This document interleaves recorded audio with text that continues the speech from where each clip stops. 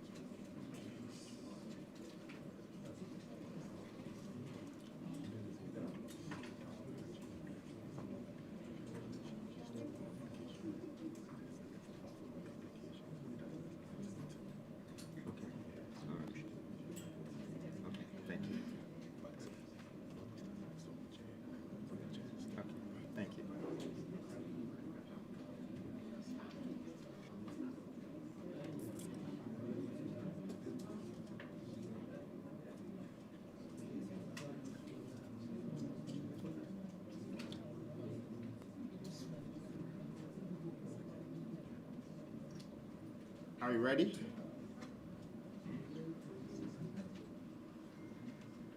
All right.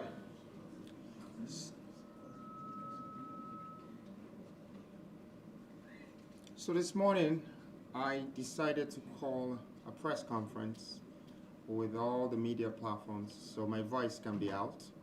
First of all, it's concerning my registration process and the irregularities. So I'd like to share with you that here is a certificate for registration for a party, but it is a provisional certificate. On the 12th of September 2023, we submitted all the forms and the requirements that is needed for a citizen of this country to form a party, so we can also become a part of our national governance and contribute to the development of this country. As per the EC's own constitution, an application should receive a response not later than 7 days upon the application. There was a banker's draft that was also released and cashed. But that 7 days came after 12 September, and this certificate never showed up. We wrote a letter to follow up. And then on, we still did not get the response. On the 30th of May, after 6-7 months, we got a call saying that the application would be ready.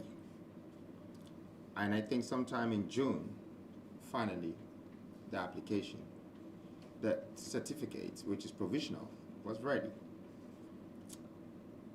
Now here's the problem. If you get this certificate, you have to go through a gazetting system. You'll be vetted by the EC. And it will take 3 months. So after the 3 months, before they decide to give you the license.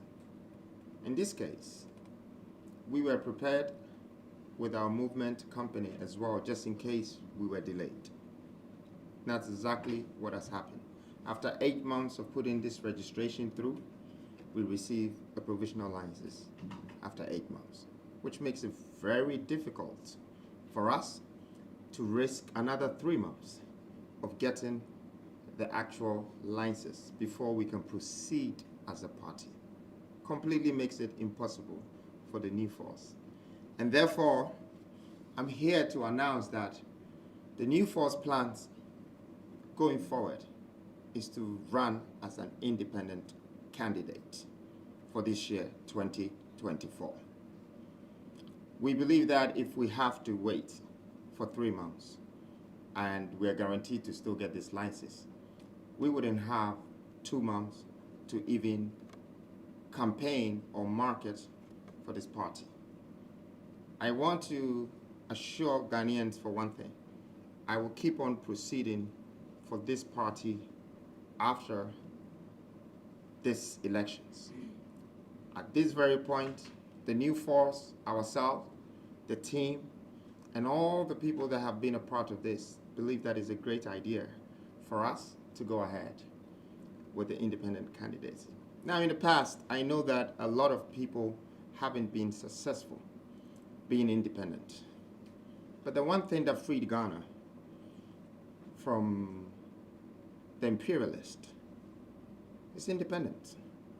That's how we started.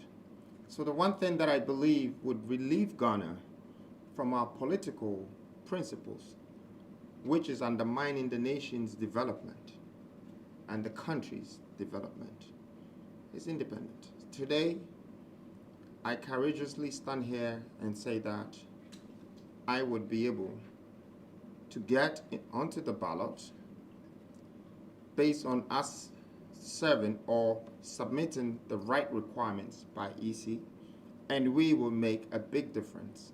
We would make history in this very coming election. Thank you. Now I'd like to share the plans with you. In light of the obstacle we are facing with our party registration, I'm announcing my intention to run as independent candidate in the up-and-coming elections. The fight is personal to me, but my neck is out for you.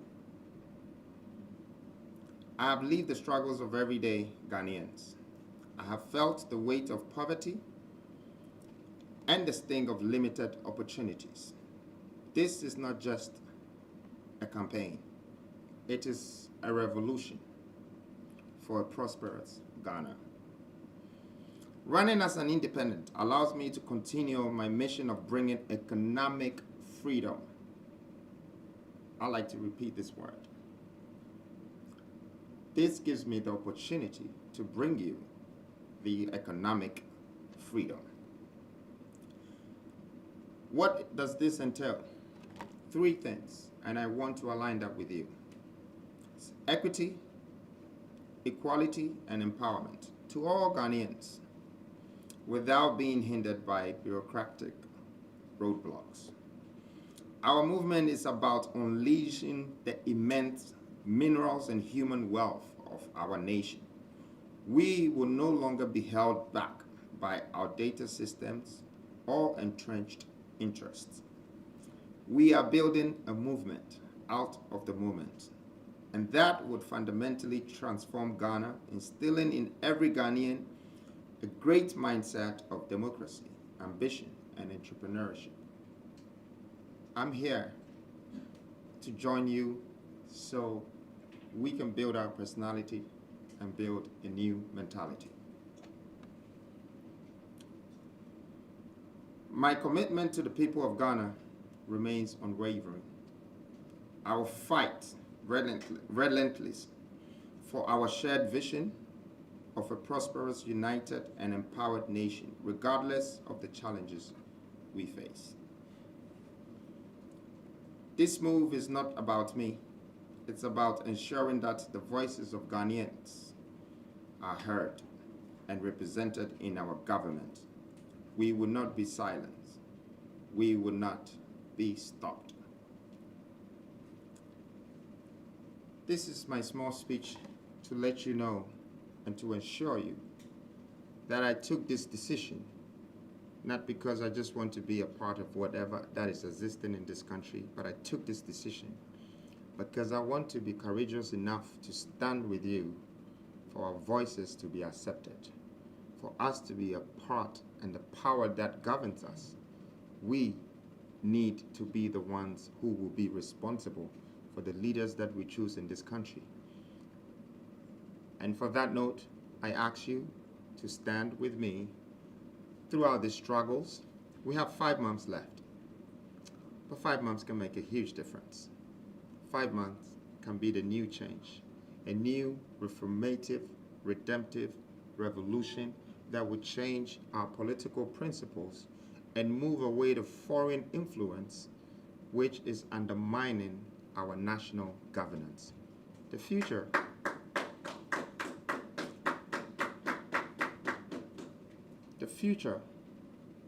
should not be dependent on us. The future should be prepared for our children. For the ones who are coming are the ones that we need to prepare Ghana as a new Ghana for them. Whatever we have been through, these mistakes, we should learn from it.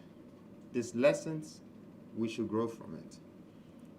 But just to remind Ghanaians that a first mistake is a mistake, but the second one is a decision. And our decision has to be right to help this nation. Thank you.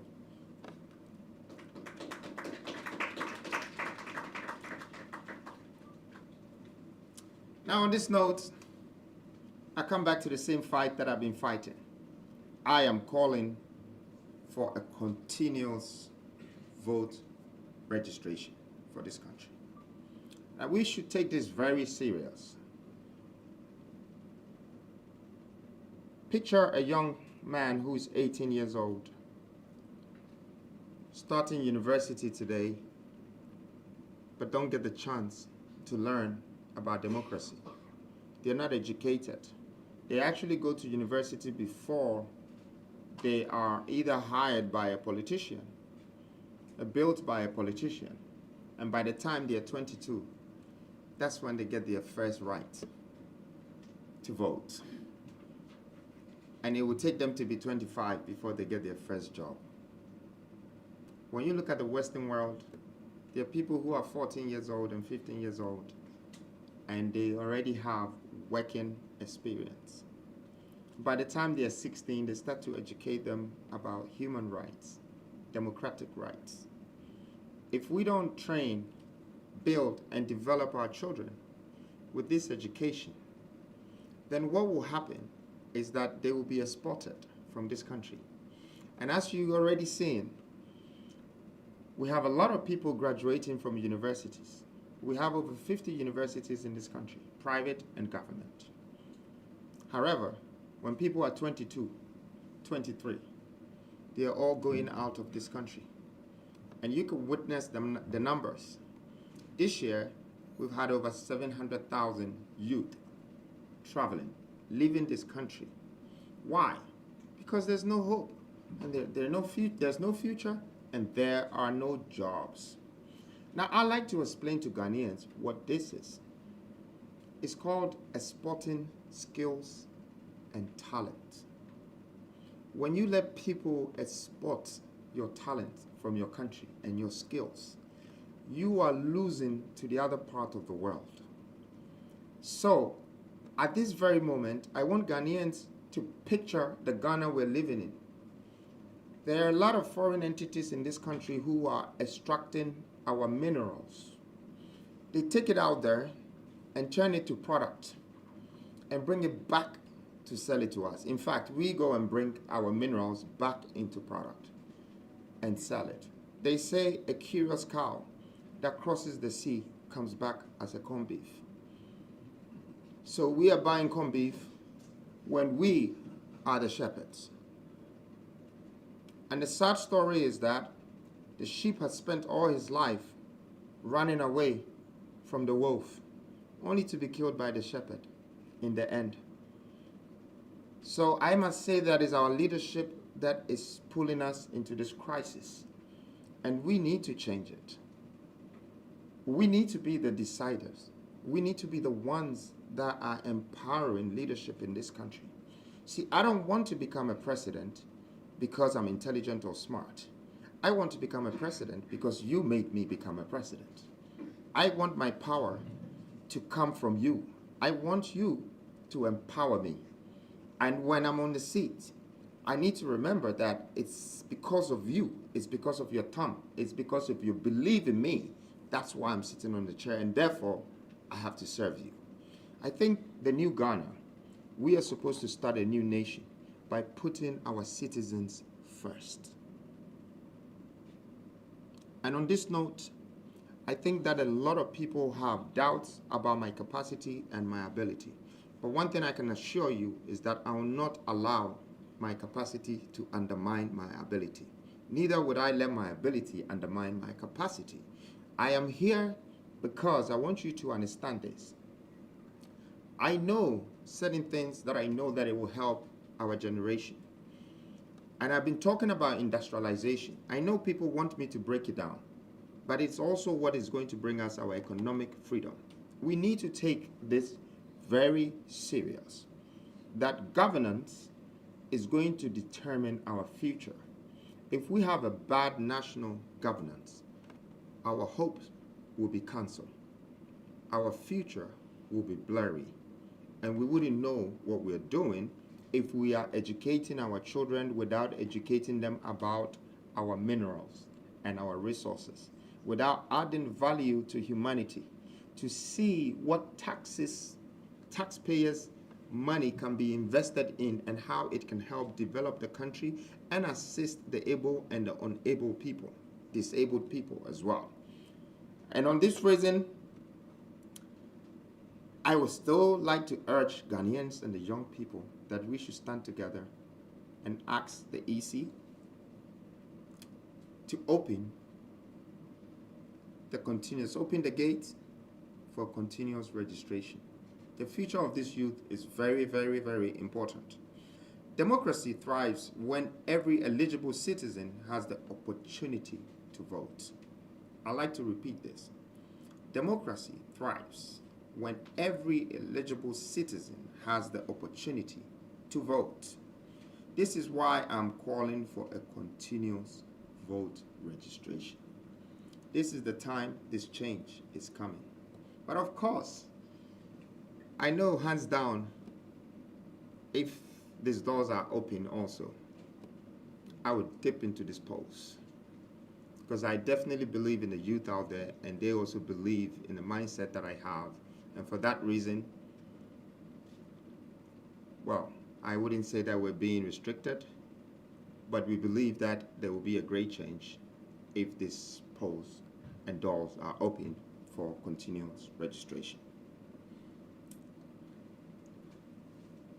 Not to say that they haven't also given us some continuous registration, but it was 3 days. And after that, I think they're saying they're going to give us another 3 days from the 1st to August. After advocating for the last time, it went from 27th to 30th. I want to tell EC that we appreciate that support. But please consider the youth. Consider 5,000 children, 10,000, 100,000, a million children in this country who are going to turn 18 from June to November, that we are resisting them, disenfranchising them from their democratic rights. What are these million people going to become? Are they also going to run away? Are they going to be exported out of the country, as we have made all the Western world exported the best of our talents to fix the same minerals they've extracted from us so we can go and buy it back? I came here to stop this. I think it's the best way for us to go forward. It's to manufacture our own. It's to industrialize our own. I intend to make Ghana becoming the next biggest exportation power, the exporting hub of Africa. Now picture just Takrady or Western region having to sell cocoa butter, shampoo, everything that you buy from booths outside, everything that you're buying from jewelry, everything that you're buying from oil, petrol, fuel.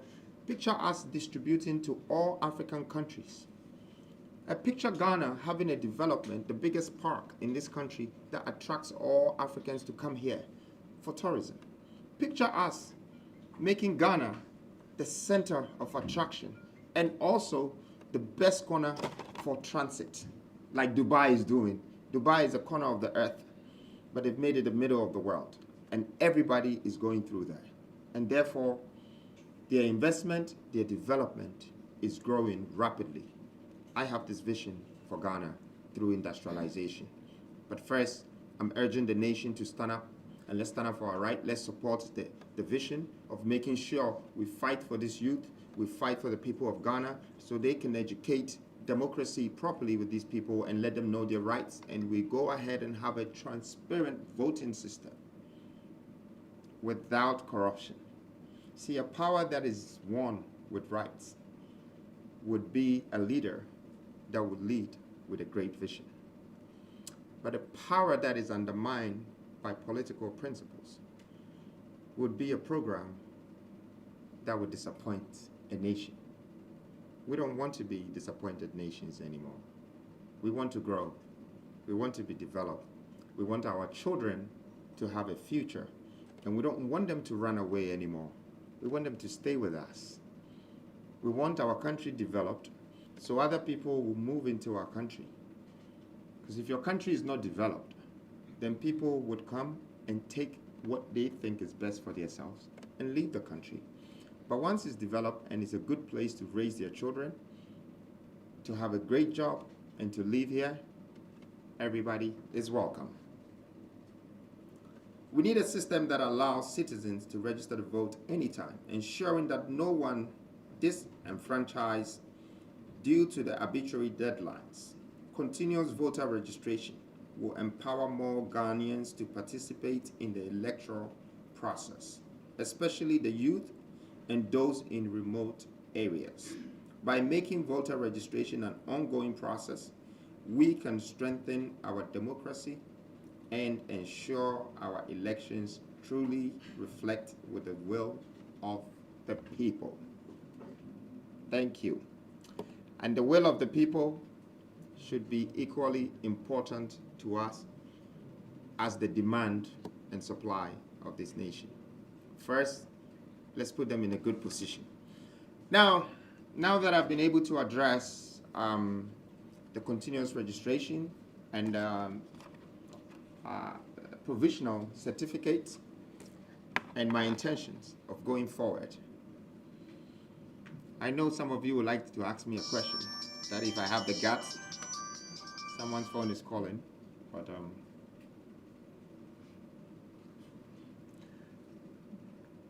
I know some of you would want to ask me some questions about the new force. The new force have a new billboard out and a new campaign, and I'm sure you've all seen it. The Big Six. I know there's been a lot of talk and rumors circulating the new six. I'm also here to answer the question about the new six. Talk about the concept and the idea behind the new six. A new generation of young and insightful leaders with vast knowledge about sectors of the economy mentioned that in due time their masks will come off one by one. The unveiling process of the series of the mask. So today, I like to say this is a pre-launch of the other mask that are yet to be unveiled.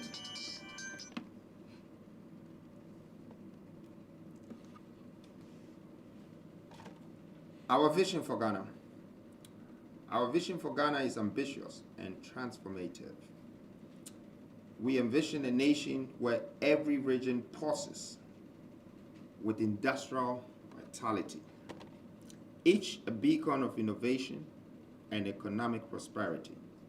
The regional industrial revolution is at the heart of our agenda. By transforming all 16 regions into a vibrant industrial hub, we will unlock Ghana's vast mineral and human potential wealth. The transformation will create millions of jobs, reduce poverty, and spread prosperity for beyond Accra and further. We are building a future where every Ghanaian can dream big and achieve greatness. Thank you very much. Thank you. And I am open now for questions. But before that, I'd like to say something, and it's very personal to me. I used to feel like I was very lonely because they told me it's lonely at the top. And when I was there, I could still hear noises and voices in my head and from the streets. Then I took a decision sometime last year. I prepared myself to embark on this journey. And I went blind in my dream. But I woke up again with my sight. I only found my way out of that door in my dream because there was an eye in my head that opened. So I want to assure Ghanaians that I'm not just someone that wants to be a leader. I believe I'm chosen. I believe I'm anointed and appointed for this very moment. I know there are doubts, but that's fair, that's fine, that's human. This is the time that we don't have to depend on choices anymore. This is the time that we rely on decisions. A decision that we take today that will shape our lives 5 years from now and build the future of our children. I am here to go through this journey with you, and together, let's build it together. Let's build a better nation, a better country, a new set of generational leaders that would thrive on our ideas and vision today. And in 30 years, I believe that we would turn Ghana to be the hub of Africa. We would build Ghana as Texas of America and be industrialist, be able to supply the rest of Africa, build the best relationship with other countries, and unify Africa, unify our governmental systems so we can have a developmental agenda that will be continued by our children. Thank you very much. Thank you for making time to come in. Thank you. Do I sit here for questions? Good.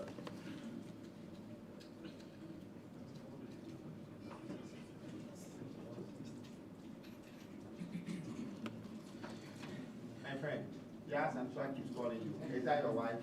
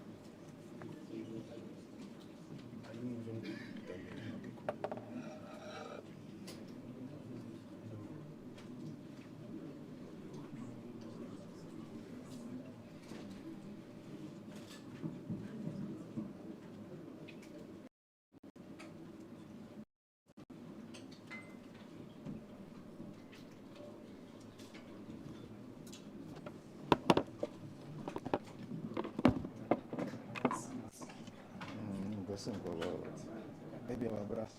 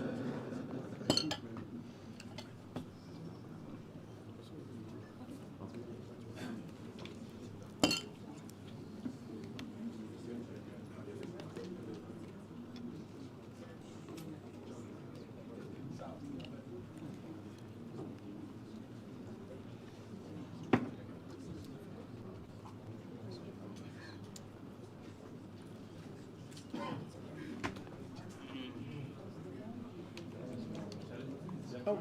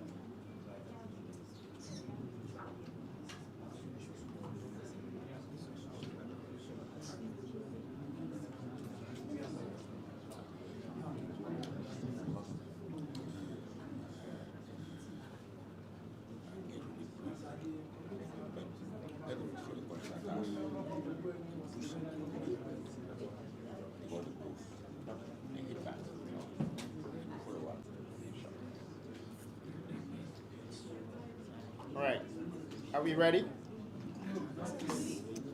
So hurry up.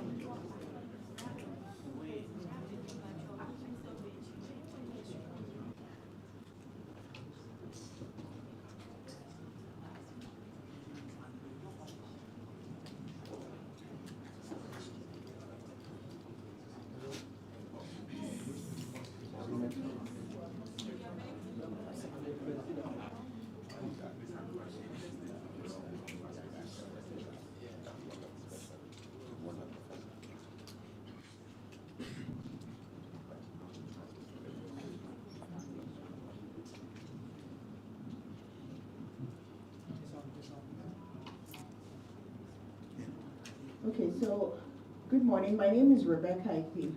I'm here representing the GBC Online. But of course, I'm the Public Affairs Officer of the Ghana Journalists Association. Thank you for the opportunity. A few questions. I wanted to know and understand the unveiling of the new six. What will be their role exactly? What kind of role are they going to play in your whole New Force movement and then campaign? Okay. That's number one. Number two, is on the issue of continuous registration. I think that I wanted to know if you have made an attempt to lobby Parliament on that issue, because I know that the issue with continuous registration has to do with an LI, which the EC, I'm not here holding brief for the EC, but I know that it is involved with an LI, which was sent to Parliament but was rejected, or what didn't get the consensus from both sides. And so the EC, as at now, is operating with a previous LI, which is what is being used. In order to get that continuous registration, you need to have an LI which will enable that. And of course, you can also get that clarification from the EC. I wanted to know if you had actually lobbied Parliament on that. Thank you. Thank the you. other question. You have 3 questions. I won't be able to memorize all of them, and I think a lot of people, in fact, I'm taking 5 questions, so 2 is okay.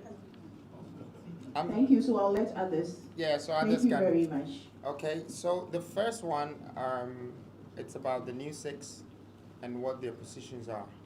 Of course, I won't be able to tell you all the positions, but I want you to know that this is where some great leaders are going to come from. You know, we are talking about the governance of this country, the legal structure of this country, the financial sector of this country, and the industrial and humanitarian development of this country. And we're talking of a vice. All of these people will be coming out. But since it's unveiling system, I would plead with all of you so we can enjoy that suspense of seeing who is coming next and who is coming after. But I just wanted everyone to understand that we have made sure that the 6 angles of governance, development, structures, financial, investors, and all of that is what we're putting together for this country. The Big 6 is supposed to shape the development of this country, and therefore we are not going to depend on borrowing money from outside and bringing outsiders to invest in our country before we think that we're becoming successful. That's what they're shaped for, to be internally strong and build a strong governance that will shape this country's future for the rest of our lives and the ones who are coming. Thank you. You talked about EC and the LI. I don't think I should be in a position to fix the problem for governmental institutions. I think that it should be their common rights to see and know that if I don't help this youth and the people who are entitled to vote, then I'm taking away their rights. And that's what the government is supposed to do. At the moment, to address what you said properly, I think a government is an embodiment of a nation that governs us as long as we live. A politician is a chosen leader that will come for a particular specific years if it's under the regime of democracy. And I don't expect orders from above to control the government. I expect the government to use the laws of our judiciary system, the legislation, the executive arm of this country, to govern the politicians. And until we make sure that is implemented, I think we might be going under somehow some kind of dictatorship whilst we're practicing democracy. These differences needs to be straightened. And I want to use this moment to address that EC could be one of the institutions that can help to clarify these situations, to support the people, to move them away from being disenfranchised. And let's hold the government responsible for governmental duties and responsibilities. Although I sent letters to the Parliament, to the Christian Council, and copied everyone, including EC, I still haven't heard anything from anyone. Thank you. Question here. Every day, GTV. Yes, so Captain. On a personal level, what's been your biggest surprise running for president of Ghana? That's the first question. And the second question, if you become president of Ghana, how are you going to be dealing with illegal mining, aka galamsey, which is affecting so many sectors of our economy? Thank you. Thank you. Kafui, I would say that maybe, I won't talk about my first biggest surprise, but my second biggest surprise was when you were supposed to ask me this question on your station, on your show, and they canceled my interview with you. And it was because the orders from above. And today, you happen to be with one of these press people to ask me this question. I think you're a great interviewer, and so much could have come out that day if it's not because of how partisans we're becoming in this country. That me coming to GTV, and the first thing that GTV, which is a Ghana national television that we have been watching our whole life that belongs to this country, would cancel my event or my speaking moment interview with you. And I'm sure you were surprised too, as much as I was surprised. So it's one of my biggest surprises. Second to that. Beyond that, what's a surprise you're running for president? Well, if I have to go on and on and on, I'll tell you a lot. A lot of cancellations have been my surprise. You know, I think that, you know, a government should embrace their own. That's how the new Ghana should be. If somebody wakes up tomorrow and they say they want to become the next Kwame Nkrumah, or they want to become the next Patrice Lumumba, as a nation, we have to embrace them. If somebody wants to be Bill Gates and they believe they're going to be Bill Gates, let's not laugh at them. Let's not cancel their ways of trying to voice out their vision. Let's not interfere with their plans and their visions. Because if you do that, you make that citizen be surprised if truly they're Ghanaian or they're not. So these are my surprises. And I will have a lot if I have to go through. But I just wanted to use your one as a great example because I was truly surprised. And I'm sure you were too, because you were waiting for me and you just found out that orders from above says, I can't be there. We'll explore them when we have the interview later. Well, I have been called twice and I still said that I feel like I need an apology letter from GTV, not from the government, but from them as an institution. It's only right that they have to say, we're sorry we treated you that way. Can we have an interview? And you'll be the first person I'd like to say with. Now, the second question, galamsey, okay, illegal mining. It is destroying our country. The sad thing is, it's not our country people that destroyed our country. They were still doing illegal mining. We could have controlled them. But we let in the Chinese, and there are millions of Chinese in our country. And they mine 24/7. Now all our waters are poisoned. And the food that we're starting to eat is this same water system that is feeding the ground. So, believe it or not, in the next 10 to 15 years, don't be scared if you see any children with 3 eyes or 7 fingers. It's happening already? Okay. Now, for me as a leader, the first thing I will do is I will stop the foreigners who are destroying my land. In fact, if the Chinese are hearing me, I will probably put hundreds of thousands of them under house arrest and call the Chinese president that this is what you've done to my country. You have caused 33 million people's lives.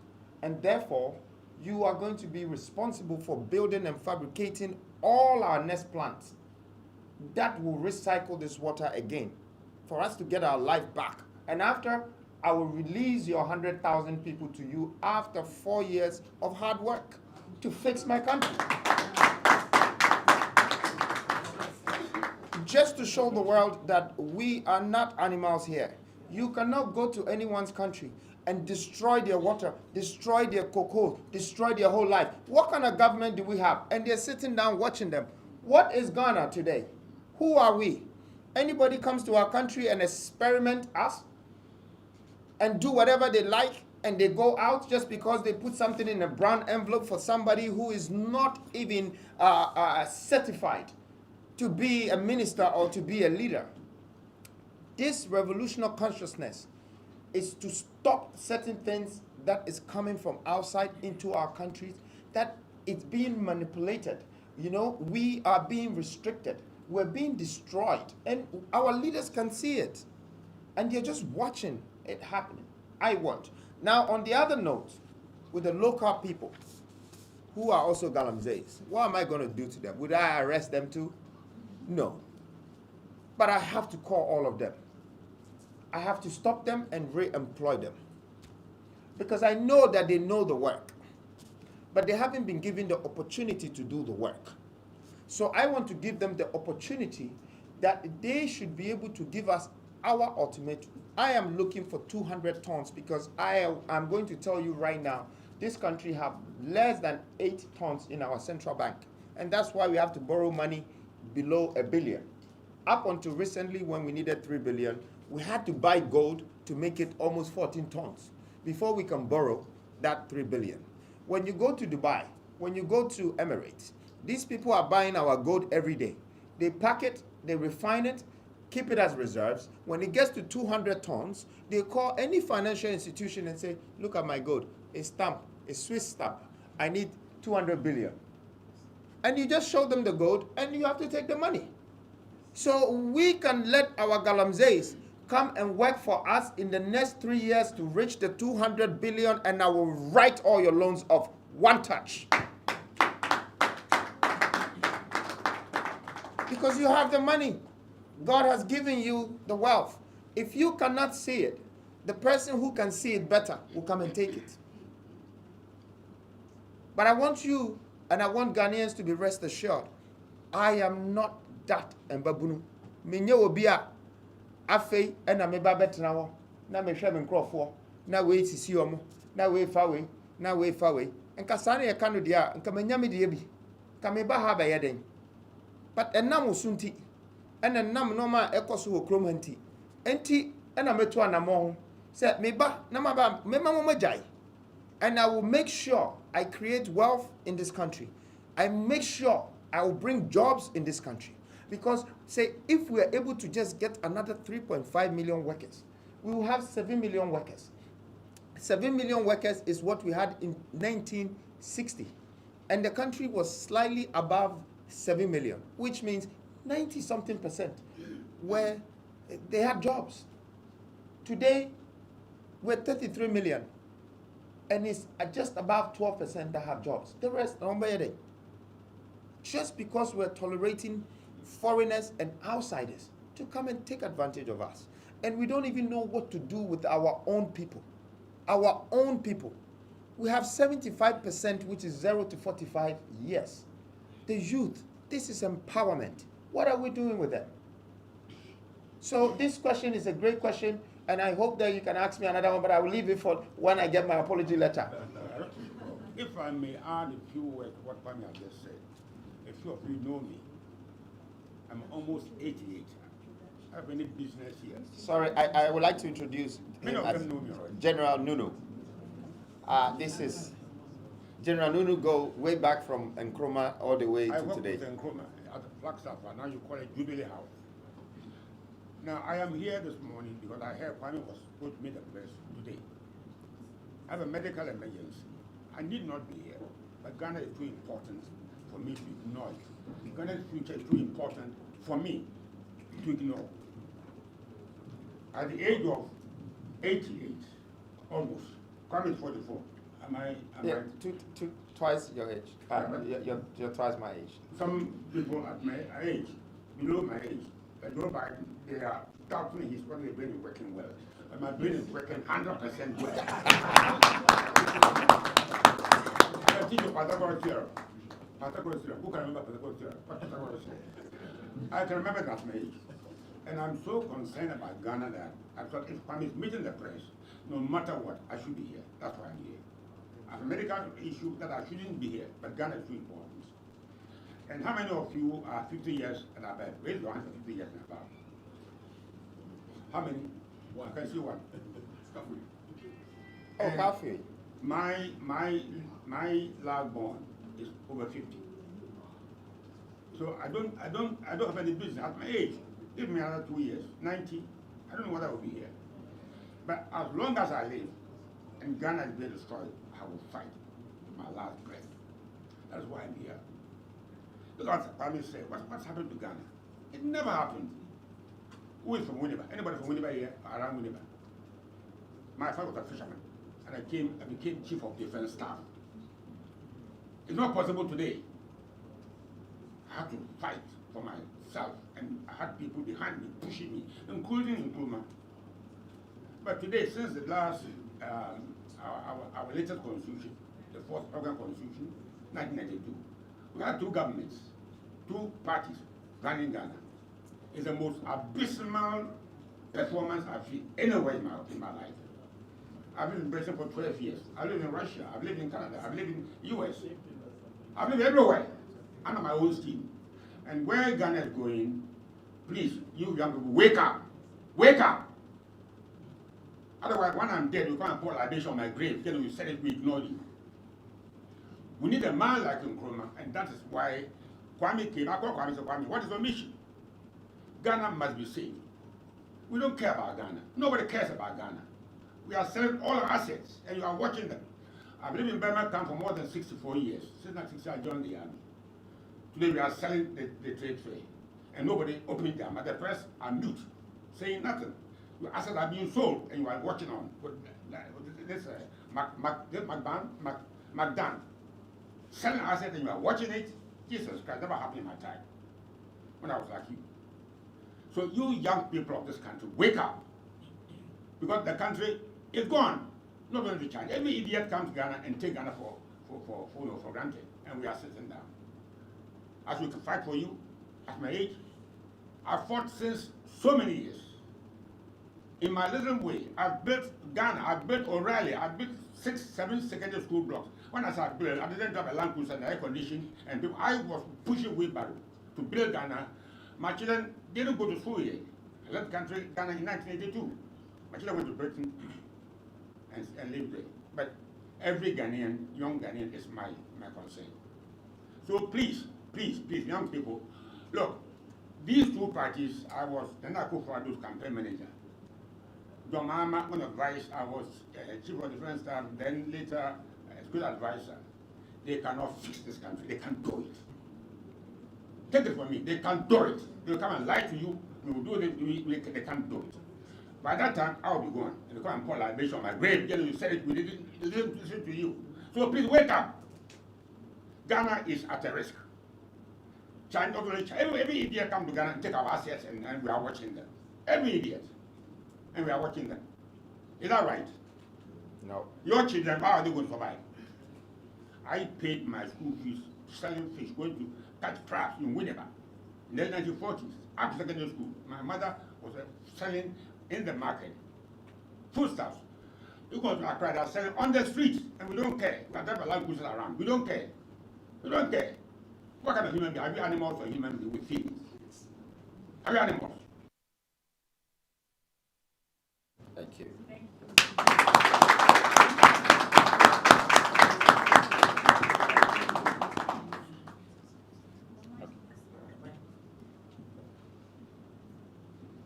My country, within the Empress and from Ahineba Media. Masem Bisane said, "U speech earlier no oka bibi ewomo about disabled. Say nyami adom na se obeye president o man Ghana. Me pese me hu hihye ya ode egu akwan mu ama omo. Esan say yeduanum disabled bebre o ha omo ewo qualification no. Nanso wonya adwuma enye. Esan disability ni nti yemfa omo. Afen so ex gratia. Yeah, MPs I enjoy no. at your time no omo beko so enjoy ana na ne to so bi ma ehia me kese pa ye say eye parliamentary no okọ parliament house a ne ekoso kese wo hwa ya brofo kasa ye nuanu Ghana nso ye bibi kasa twi kasa de obia eti aside other languages no what time eno na ebeko so wo ho ama ebeye den na manfo related to the policies ene niam ayekoso e wo man num no mate ase se Ghana ni esan se dodo na no enti brofo rich ya ya kan of parliament me da ase.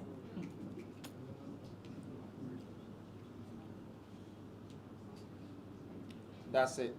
Stand by your first, eh? Anne. Okay. Now, I'm say if I shall say from disabled.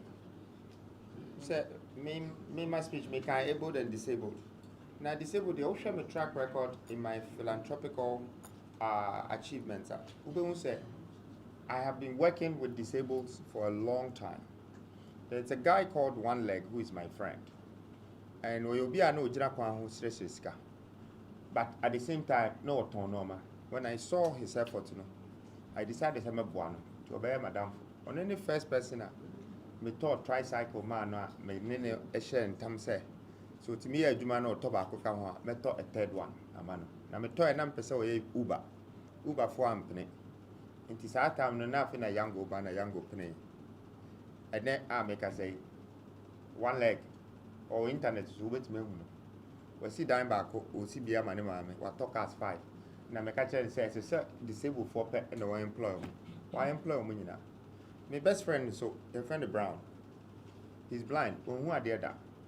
But tell me who can buy me fear. Enemy bedidi Christmas ni bibia. You ask no, any say yes, send pemu. Any say ponipa. As man person can say, Yankopon small before so on me bekasa, any Brown. Because as my Brown catch him in say, or say the biggest tragedy that befell on a man is a man with a sight but without a vision, and you have all of it.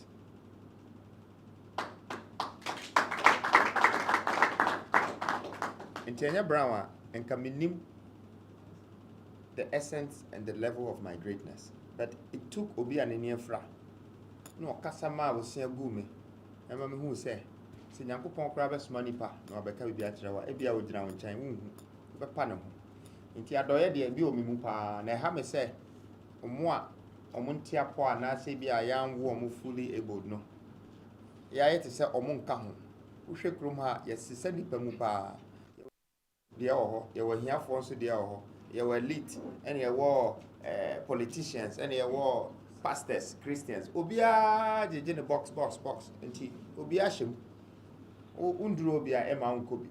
We have to open this country and make it a one nation, one people, and one country. Idea what Makoma to say, disabled for a Juma, as I say, the more. A Juma be brave home bit my.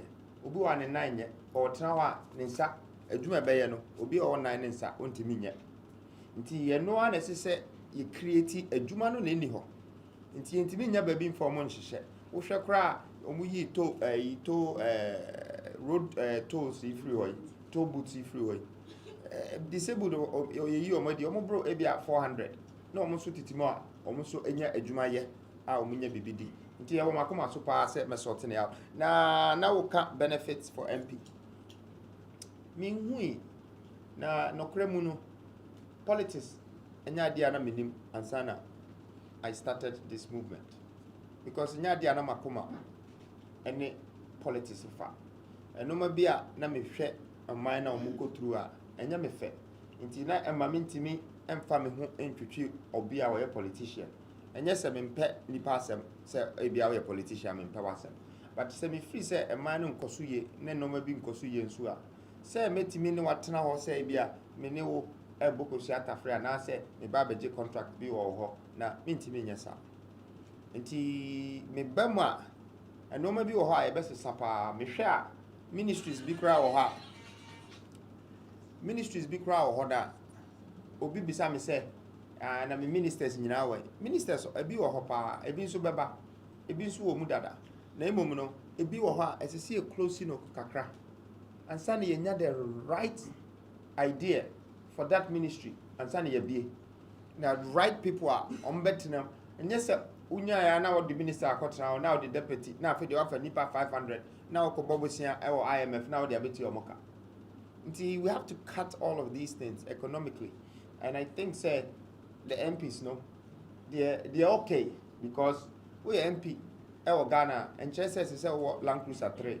We are vice then and Chester says what dank is here. It's a idea you a Juma or de a bat or mining and in Kofua or Boam. Until no idea, Medimani a betor ashe. Say a no free or bad name free or Madia. I don't see why you should get all these benefits. So, and now last one, language, Language there. And who here pa Uko China, Umusia dear or language, Mandarin. Uko Singapore, I'll be a idea on the language. Uko Dubai, will be a idea on the language. Uba Africa, Yakabrofo. Now you're in a language. But who said there's a problem with that? But I've also seen an advantage with that. The problem is that Oshe Ukra, Ebia, you can't different casa, Ebia 10 and 20 and 30. So the different languages, no. Se Mishian Cranino and Pichia, means me expressive. Se Mishia tree needs Nami Igbenia, honestly to me expressive.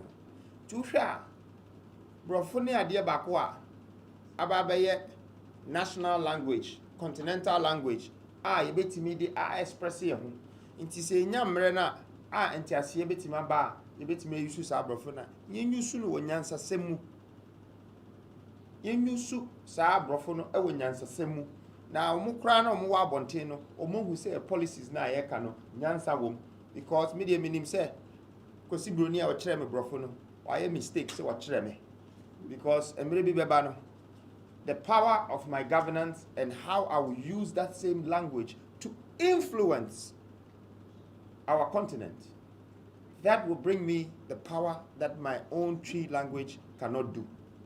But I do respect my language and I do respect all dialects in the country. And I think that there will be a day that if they're not able to speak the tree or the Ga in parliament, there should be some sort of translation, even if you're watching on television, that would be able to translate what they're saying to you so you can understand. Any questions I will be sorry. Thank you. Okay, thank you. My name is Panat Keidaze, Wayoruba Television. I have a couple of questions, but I will ask only one. Thank you. What is your stand on the debate surrounding the free SHS program? Should it be abolished or reviewed? Thank you. Thank you. Okay, so first of all, I'm not here to judge a policy, whether it should be abolished or it should continue. But I think, say, as a country, we have to have the structure and the planning to be able to give free education to our people. The question is, can we afford it? Because free education will probably come from tax people's money or our reserves. Say and we have a minus. Our GDP says 75 billion, but we can't get 3 billion. We have to go and borrow it from IMF. That means there's a big vacuum in our economy. And this problem should be looked at so it can support the decision that we've taken to give free SHS. And this ABIA, the cost of it, the kids will have 3 months education and they'll go and stay home 3 months. They'll come back and they'll stay home 3 months, because when you budget what it costs to give a nation free education is really high. That means your turnover also should be really high. I believe that if Ghana has exporting power, you see, the way to build your economy is to have exportation power, where you export a lot of goods outside. So people's economy will come into your country. If you take your money to go and import goods into your country, you're sending your economy to those people. And so the same government, if he decides to give free education, he needs that avenues that is producing revenues in the country and causing a circulation and bringing profit into the governmental system to cater for that. And they could have problems. So it's very important that we look at how our developmental agenda in this country is, the benefits that is bringing, the profitability schedules, and then apply economy of scale so we can expand education in our country from that angle. Besides that, I also think that if we're educating our people, whether it's free or pay for, please educate your country about what is in your country. The minerals in your country is important. The governance in your country is important. What the value of gold is. And can ne common also be metunko. Say idea in suo keke, what it does with an irrigation system that would feed our agriculture, and the agriculture is the same food that will do the processing, which will give us the exportation power once it's processed. The agric is one, the culture is two. The culture is to process it. Now the processing is being restricted. If you don't have this education about putting plants and putting the things in place that would process these things and package them so you can put them on shelves, or you can put them in warehouses and people will load them in containers like Americans are doing, like Indians are doing, like Europeans are doing. That is the education that we need in our country. We have to add it to our academic curriculum. And this you have free education, free this, free that.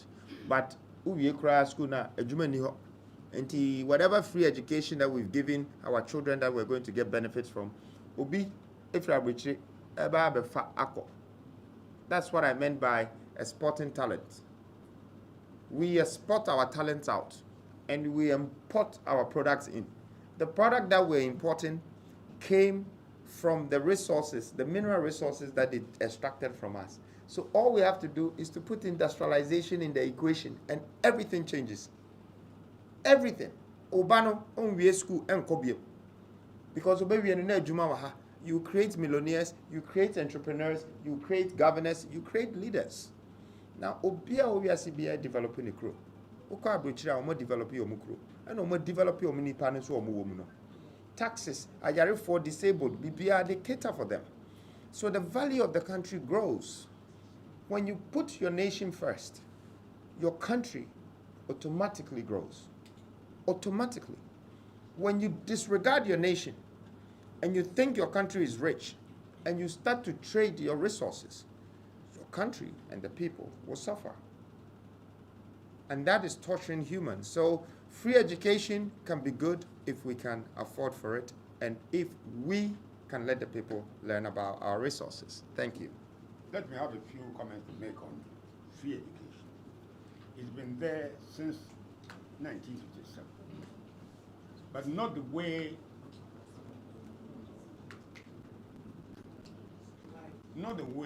it's being implemented today.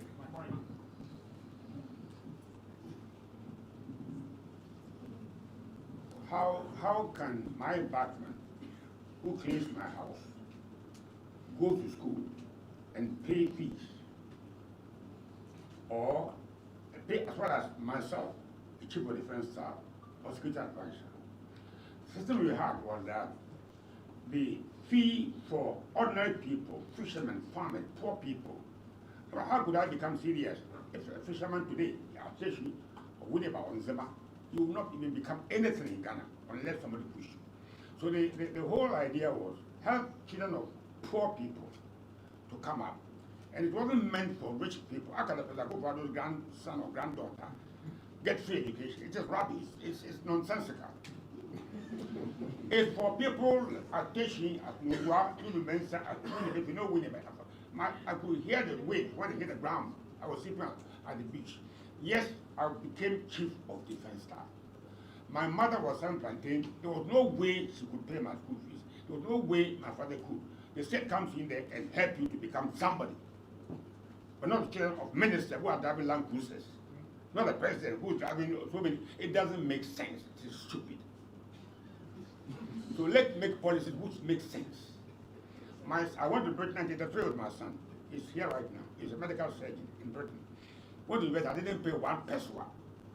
They were what you call means testing. I filled a big form. So I had children and other people dependent upon me, so I couldn't pay. The state then paid my son to become a surgeon as I speak to you now. That is how you manage a nation. But today, you know, you go to school, free. And as I'm saying, I was saying a moment ago, my partner who sweeps my room, if his child went to school, it's free. I can defend that. But how can I not pay my children's school fees? I can of course pay it. Why should state pay it for me?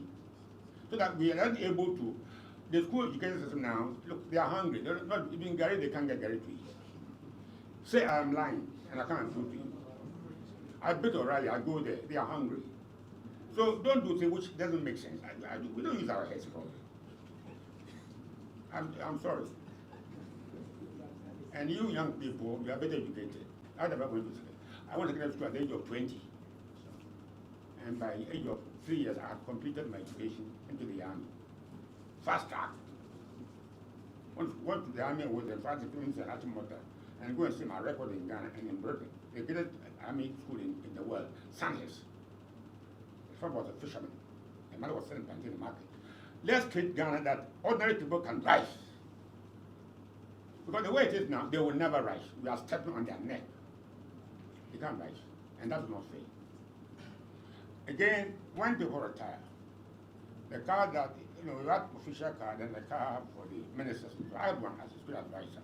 When I retired, my driver said, I said, I wouldn't take the car. I said, yeah. He said, why are you not taking the car? Everybody's taking the car. And I said, I am not everybody. And you know, go and tell the bloody car to the state. It's wrong. Let's have integrity.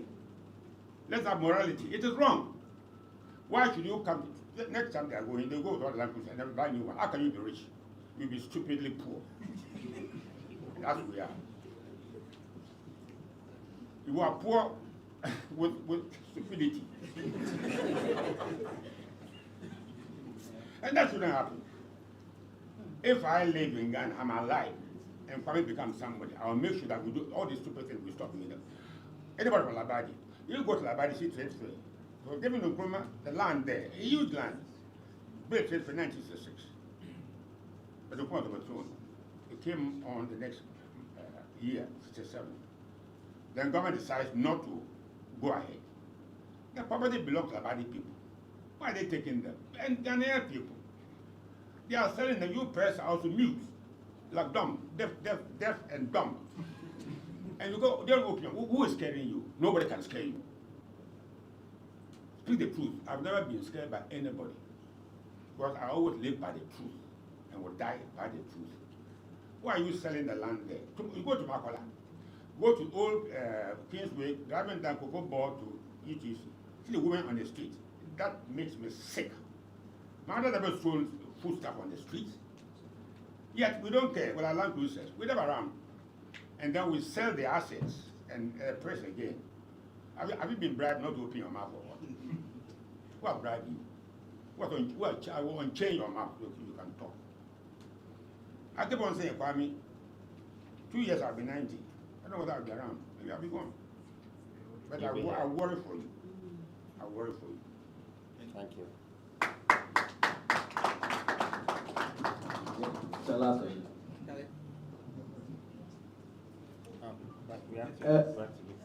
Morning. Good morning. Morning. Yeah, you are yearning for the youth, and the same youth are still following NDC and NPP. So what is your position? So you are just crying for youth, or your message is youth empowerment, how you campaign, all that you, but the same people still vote campaign for NDC and NPP. Are they ready for you? Lastly, how do you see can we use common currency to trade? Because we are talking about $1 million and all that. Can we use a common currency if your policy comes? The issue of common currency, I know the city is weak. So how can you use common currency in order to trade around, trade and business? Thank you. Thank you very much. No, I would answer his question first because it's 2 questions, right? So let's start with the youth. And this is a great moment to address this issue. that the youth might be making a lot of noise and not be using their voice as much as they're supposed to. Don't think I don't know it. I do. Don't think I also don't know that they're splitted and they're over there and over there. Because I found the roots.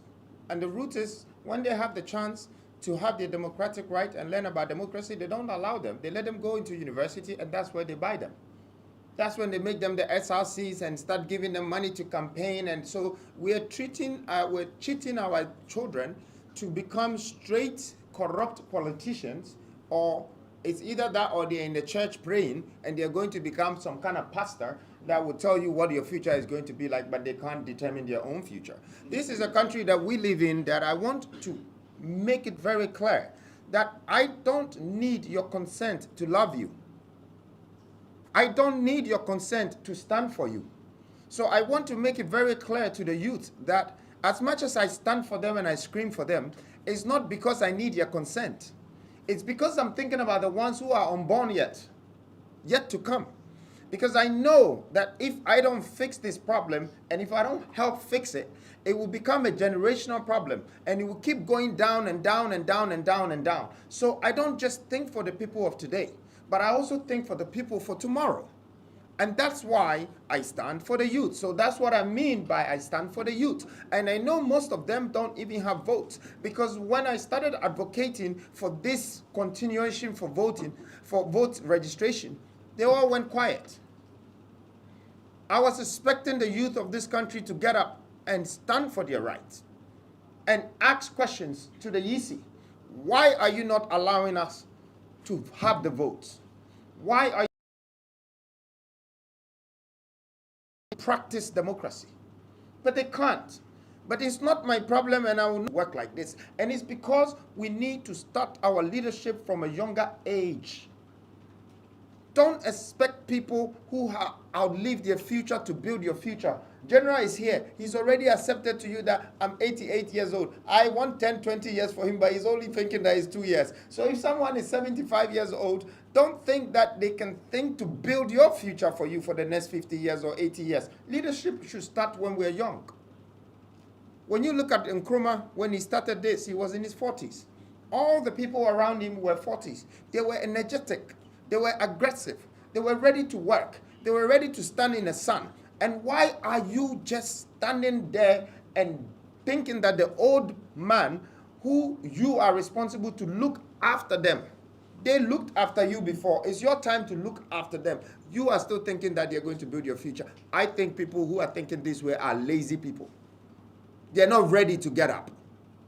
And a lot of Ghanaian youth are like that. I am addressing this issue now because they think all they have is a voice, and I'm the youth, and I'm the youth. My friend, tomorrow will come, you will no more be the youth. You will be an old man. So if you're going to stand on your feet now and move and make sure that you contribute to the success of the development in this country, you better do it now to be with the history men for tomorrow. Now, the second one is about the currency, right? Why do we have a currency that would base the currency on someone else's currency? Our currency is valued and pegged by the US dollar. But here is the expression in the mistake we're doing. They always say that to make or to create wealth or value, you need wisdom. And it's true. You need a lot of wisdom. You need a lot of knowledge. But to be wise, what does it take? You simply need to understand what it takes to be stupid so you don't repeat stupidity. And you're a wise person. Excuse my language. But coming to the fact of what we are doing with our currency, that we keep repeating that.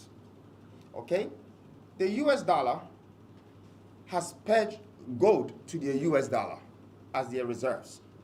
They come to buy the gold from you, give you the US dollar, and then you pledge your city to it. And you don't have anything to take the US dollar into your system constantly. Americans are not buying anything from us every day.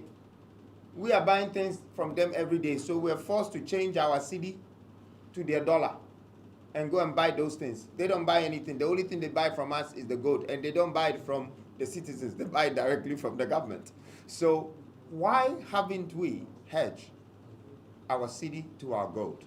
I want to tell you that one of our main policies of the freedom economy, the economic freedom that we're bringing is this: hedging the gold to the city. This would make Ghana become the #1 country that can control a continental currency. Because we use that to build. I know some of you heard of the Freedom Coin. Yes, it was very scary. If the government had to let me in, I'll probably become the next trillionaire and I'll borrow money to everyone in Africa. Because you just have to create reserves. And you have the reserves. We have attributable reserves in this country. Trillions of gold. Trillions.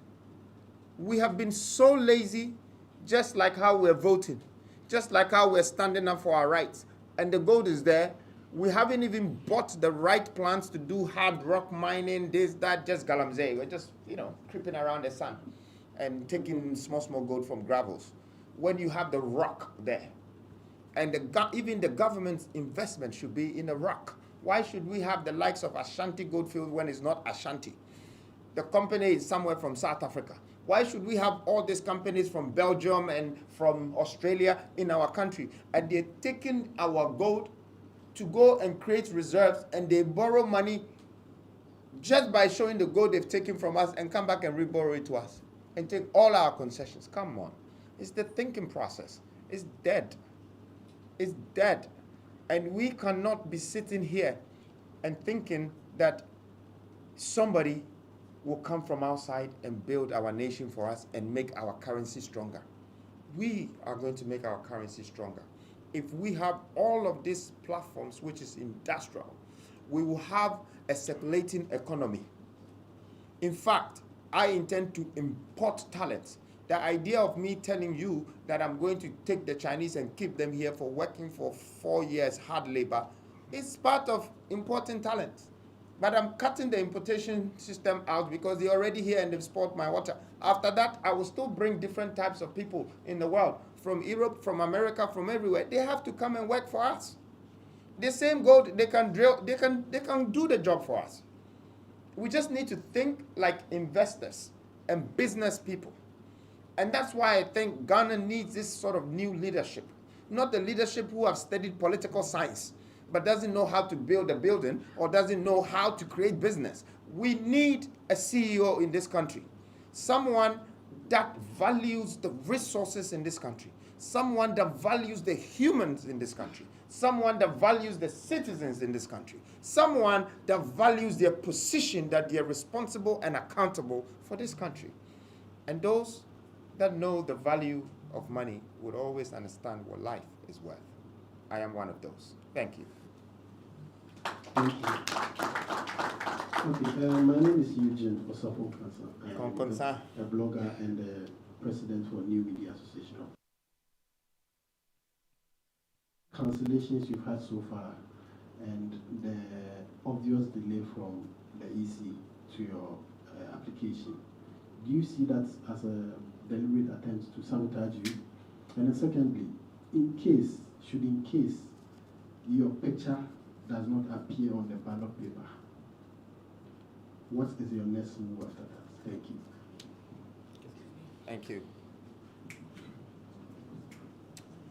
So, yes, there's been a lot of cancellations and there's been a lot of destructions. It looks like it's a sabotage, and really it can be defined as that. People like us, we refuse to accept these things.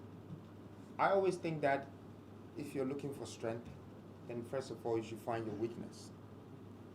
And whenever people come against you, that problem you should embrace. Behind that problem, you're going to find a greater opportunity. When the convention was cancelled, we became one of the most popular political movement in the history of Africa.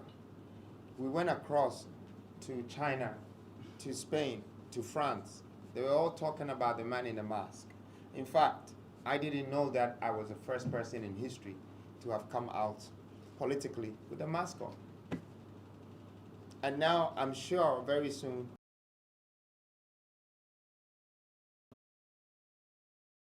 the proof that, because I'm a basic citizen who is following the rules, the regulations of this country. What you want us to submit, we're going to submit it. Whatever that you want us to do, we're going to make sure we do it. But yeah, you can cancel events, you can cancel TV shows, you can cancel that, you can change headlines. But this is the government, and we expect the government to do the right thing.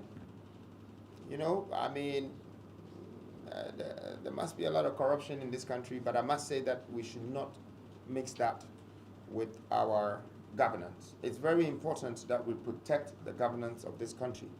And I would like to use this moment to also address this issue with the media of this country. That I always want to tell you, since I got into this political industry, I realized that a lot of these media platforms are in the pocket of politicians and not in the interest of the nation. I'm using this moment to address you that, listen carefully.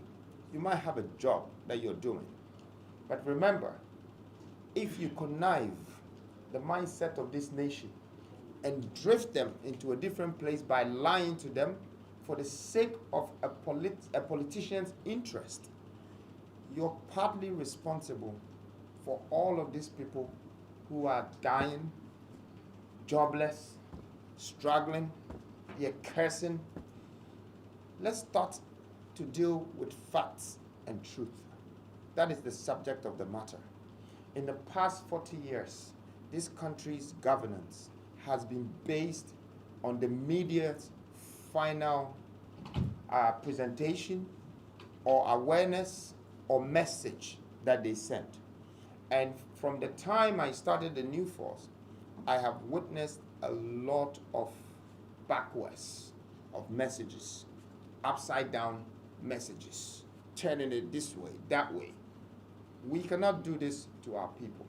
If we want to go all the way to become as trustworthy as the likes of CNN and BBC for whatever Africa media platform, that one day the world would like to listen to whatever information that they're bringing because they're facts. We should start practicing this now.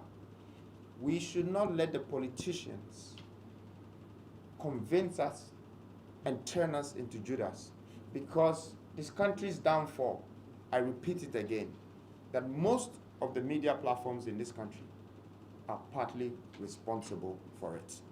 And I'm urging all of you, please, let's do what is right for our nation.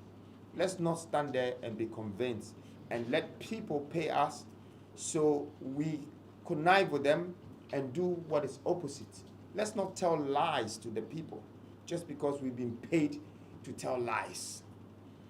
Let's ask some sensible questions to our leaders so we can find out why they should be accountable and why they should be responsible.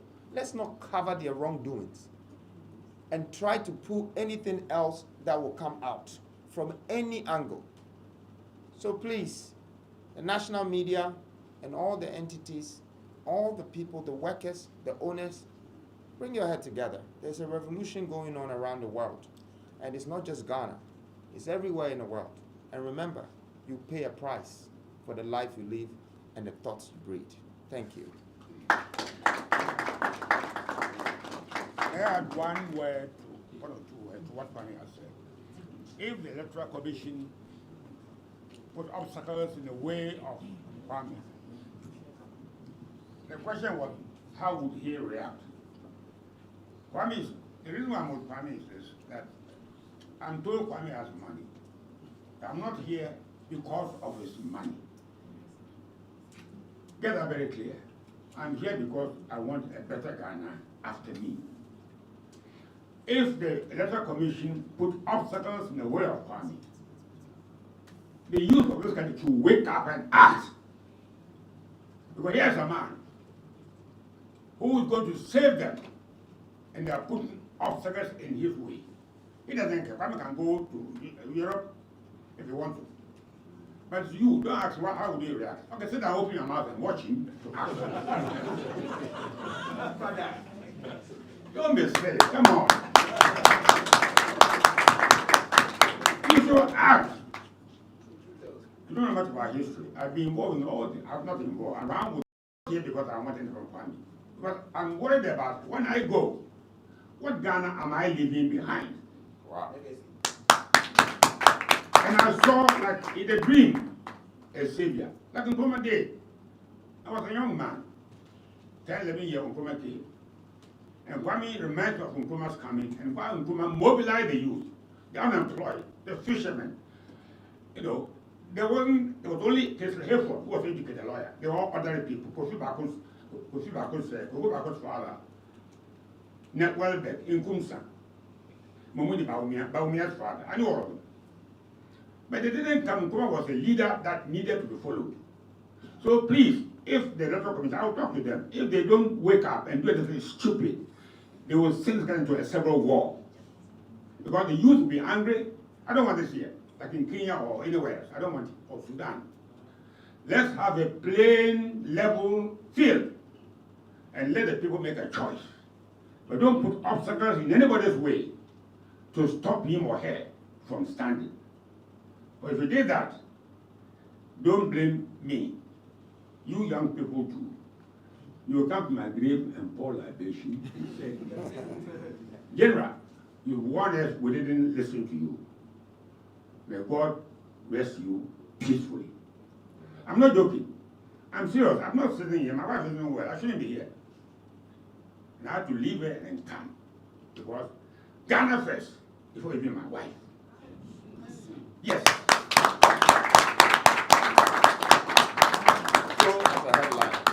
Those of you who are being given money to shut up, for Christ's sake, think of yourself, not even yourself, your children, your grandchildren. What kind of Ghana you are leaving behind for them to inherit?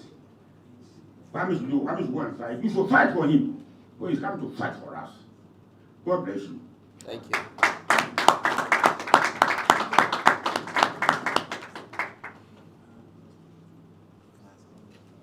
Yeah.